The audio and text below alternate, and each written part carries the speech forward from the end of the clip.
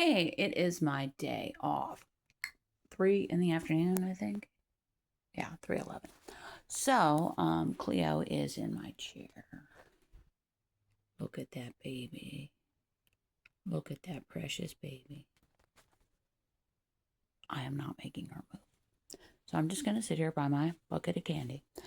So I ran into one of my friends today. First of all, I saw a really good message today where he basically said, part of what you need to do for God is rest, which is really important for me to hear. I have a million things I would like to be doing, but I just didn't do much today. I slept in. I did my Bible study. I took a shower. I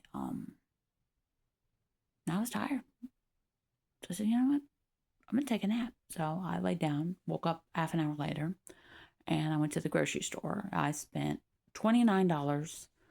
I got basically 10 pounds of chicken leg quarters, frozen vegetables, fresh vegetables, some spices, and a bottle of water for me. But oh, and some shea butter cream because my hand's pretty rough. But so that was good. And she was talking to me, and she said, "How's work going?" I said, "Well, I've had a little trouble." And she said, "What? What?" And I told her, and she's like, "That is completely unfair what they're doing to you." And I said, "I know that." And she said, "Are you going to complain, make a formal complaint?" I said, "No, I haven't been led to do that." And personally, there's a couple of reasons. One, I believe this is more persecution related than performance related. So if you could pray for protection on all counts for me, I would really appreciate it. And also for my recipients as they, get into knowing Jesus, that they be protected. That's very, very important, guys. Because the devil does not like to lose people, and he gets very, very angry at people like me who are out there distributing. So there were a couple of reasons, and I had prayed about it, and kind of meditated basically on God's will for me, and I just gotta just be patient, just stand still and see salvation. So I'm doing that. And some of the harassment has stopped. And others, it has continued, and it is very unreasonable. But God has revealed to me this person is really in a lot of pain, and sometimes people in authority with a lot of pain in their personal lives who are not saved lash out at people they feel are a safe target. And I have generally been perceived as that safe target because I am, for lack of a better word, meek. I don't complain. So I take it to Jesus, and people are like, well, it's not fair, it's not right. Well, no, it's not. But God sees everything. There's going to be accounting for everything we do. The great white throne judgment. Look it up. It's very clear. The books are opened in front of all creation. Everything we do is coming out.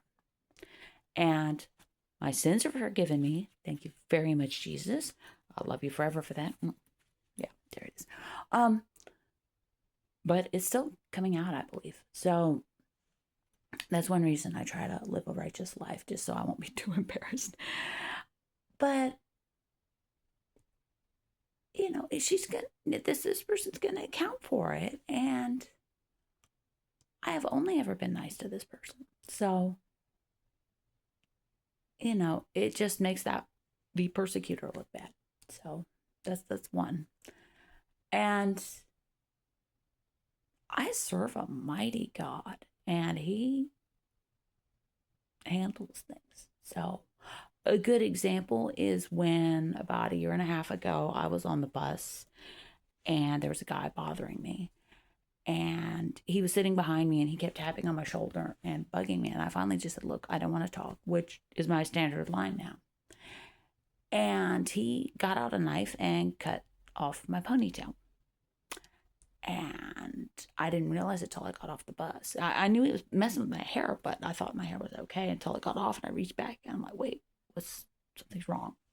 So I was very upset about that. And I called Metro Police. I thought they'll get me justice, and they laughed at me and hung up. And I'm like, okay. And God handled it another way. And from what I was told, 4 guys saw my attacker doing this, about to do this to a little girl on the bus, and grabbed him, pulled him off the bus at the next stop, and taught him a violent lesson. And I have not seen this man again, so obviously he learned his lesson. Now, let's pray for his salvation. My house was broken into, and my neighbor just stood by and literally stood by in his yard watching them come and go and ransacking my house. Did not call the authorities at all. And he thinks he was a good guy in that. But, God's going to handle that. I was assaulted at work at my last job. A married man who had been making advances to me, got angry at me one day. And there was a hallway where they didn't have any cameras. And he got me in the hallway and he threw me against the wall and pinned me with his arm against my back. I don't know if he had further plans, but I was screaming and somebody came and I ran, and I actually got in trouble for that. So he got off scot-free, and I got a lecture about getting along better with our coworkers. Yeah. I could go on. Things like that just, a lot of injustice in my life. But I don't dwell on it because God is righteous. They're going to account for what they've done. Everyone is going to account for what they've done. We don't need another hero or a vigilante riding in to make things right for Heather, because God is already there making things right for me. So I don't worry about it. I just pray for him. They need Jesus.